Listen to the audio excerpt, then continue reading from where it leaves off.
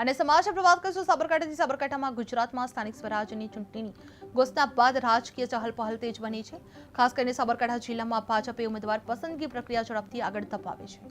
હિંમતનગર ખાતે યોજાયેલી મહત્વપૂર્ણ સેન્સ બેઠકમાં કાર્યકરોનો ભારે ઉત્સાહ જોવા મળ્યો હતો, જ્યાં હિંમતનગર અને ઈડર પાલિકા સહિત જિલ્લાની 8 તાલુકા પંચાયતો માટે મોટી સંખ્યામાં દાવેદારો ખાસ ઉપસ્થિત રહેલા જોવા મળ્યા હતા।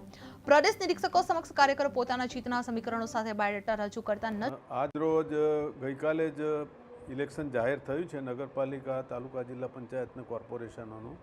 એના અનુસંધાનમાં ગઈકાલે જ અમદાવાદ મુકામે ઉત્તર ઝોનની ભારતીય જનતા પાર્ટીની પ્રદેશ પ્રમુખ જગદીશ વિશ્વકર્મા સાહેબના નેતૃત્વમાં મિટિંગ મળેલી અને બહુ જબરજસ્ત ભારતીય જનતા પાર્ટીની તૈયારી છે। અને અનુસંધાનમાં આજે હિંમતનગર મુકામે સાબરકાંઠા જિલ્લાની તમામ તાલુકા પંચાયતો, જિલ્લા પંચાયત અને આવતીકાલે નગરપાલિકાનું પણ સેન્સ પ્રક્રિયા થવાની છે।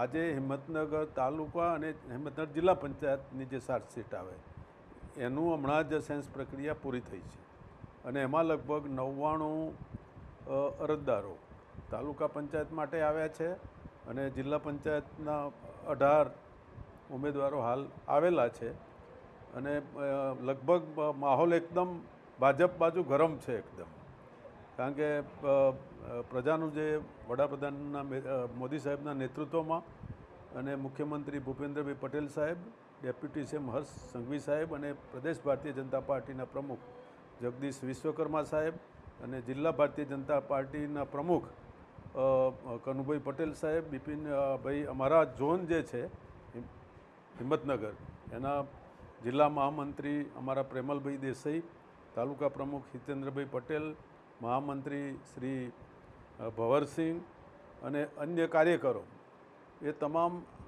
સજ્જ છે। બિપિનભાઈ ઓઝા પણ જિલ્લા મહામંત્રી છે, એ પણ હિંમતનગર નગરપાલિકાનું પણ આવતીકાલે સેન્સ પ્રક્રિયા છે।